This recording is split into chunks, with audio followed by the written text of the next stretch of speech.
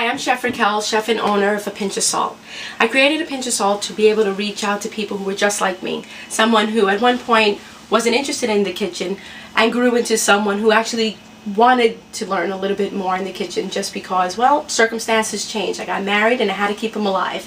So it's something that I began depending on Food Network and magazines and anything that I can actually get my hands on to just learn a little bit more on recipes and understand what was going on in a recipe and learning how to read one. But the problem was that even with all of this, it still didn't explain to me why I should choose one meat over another or why I should saute rather than braise. It never gave me that explanation, and then I just wanted to learn it. It's just something that you need, that little fundamental background. This way you know not to just approach one given recipe, but to apply that on everything that you possibly do. So that's why I created A Pinch of Salt, and that's why I find it important that we learn technique. So today's class focuses on just that. We're going to be sautéing. Sautéing is something that even if you don't think you're doing, you're doing. It's just the quickest way to getting food onto the table. By definition alone, it just means having a pan on high heat and then cooking something rapidly. So if that doesn't sound like something you're doing already, it definitely is. The first thing that we're going to do is we're going to start getting our chicken ready to be sautéed. What you want to make sure that you do is you remove the meat from the refrigerator at least anywhere from ½ hour to 2 hours ahead of time. You want to make sure that the meat is not cold, otherwise when it hits the pan it's actually going to tense up. We don't really salt or pepper the meat prior. Salt actually removes the moisture of the meat, so you want to salt right when you're going to get started.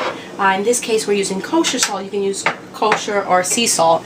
Kosher salt I kind of like a bit better. It's a little bit bigger granule, and you can actually see if you salted in case you get disrupted in the kitchen, and you kind of can go back and see. Sea salt has this way of kind of seeping in through the meat, and then you don't really have that insurance. And you notice that, well, two things. One, that it's a stainless steel pan. A lot of people like to use non-stick, but the problem is that one, you can't get the pan hot enough, and two, you can't create a sauce because of the fact that you haven't gotten it nice and hot. You want to heat up the pan. Once the pan is hot, you can just give yourself some time to season a little bit of salt, a little bit of pepper on both sides of your meat. Actually, you can just do one side, and then when you put it in the pan, just season the next side. Once the pan is hot, that's when you add your oil. A lot of people make the mistake of adding the oil first, and then you actually slow down the process of heating it up properly. So heat up the pan, give it enough time. You want to check by putting your hands about 5 inches from the top and seeing if it's hot. It's just like working on a grill. Usually on a grill you can kind of put forward and you would push back because it's so hot. So you want it pretty intense. So I'm pretty much at a medium high. Once you reach that heat, you're going to start adding your oil. Now, a lot of us know the health benefits of extra virgin olive oil and olive oil, but for sautéing, considering that it's a technique that you're cooking at high heat pretty quickly, it actually changes flavor if you heat it up. So you want to use a neutral oil. In this case it's canola. You can use safflower, you can use canola, you can use peanut oil. Otherwise you can take a wooden spoon and put it in, and then if you get a little bit of the bubbles around it, or in this sense you get the little bubbles on the side, you actually know that it's hot enough and ready to start working forward. So here we're using a split chicken breast, bone in. We're going to put it in presentation side down, which just means skin side down in this case, because that's where we're trying to achieve our sear. So we still have it on a medium high. We're going to add the meat away from us, which means you start off in the front and you push back. This way nothing splatters at this. You want to definitely leave the chicken be. You don't want to start moving, turning, tearing, flipping. A lot of us feel like we're cooking when we're moving the pan. But the actual thing is that you want to let it kind of just sit there for a couple of minutes and just start building up the searing. So after about 1.5 minutes, 2 minutes, you want to just give it a check. And we got our sear. Give it a couple of minutes on this side. And then another thing that people try to do is finish everything on the stove top. The problem is when you're sautéing, because the fact that you're using such high heat, you can actually dry out the meat. So what you want to do is keep your oven on. Right before you start, you can just turn it on.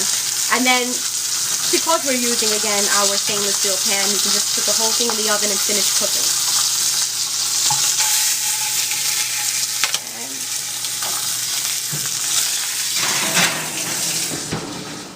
Alright, so we're going to take it out of the oven.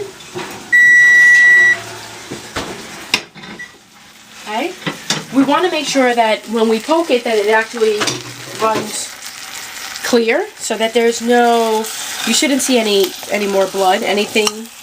It runs clear, it's juicy still, there's nothing going on in terms of any blood, any pink, anything. So once that's done, you want to allow it to rest. The importance of letting it rest, because you want it to actually redistribute all the flavors and the juices right back into the meat. Now we let the meat rest, so now we're going to cut into it.